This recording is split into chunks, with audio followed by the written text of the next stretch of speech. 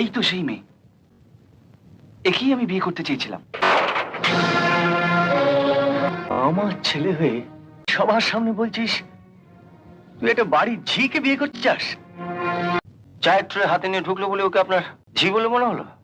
আমার এই দিদি, জামাইবাবু, তারাই নিজেদের স্বার্থে এক গরিব মাস্টারের মেয়েকে বাড়ির ঝি মানিয়ে রেখেছে।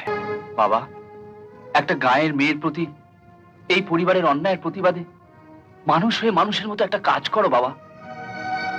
দাও, এটা ওর গলায় পরিয়ে দাও। ওকে আমি কোনোদিন আমার পুত্রবধূ করে বাড়িতে নিয়ে যাব না।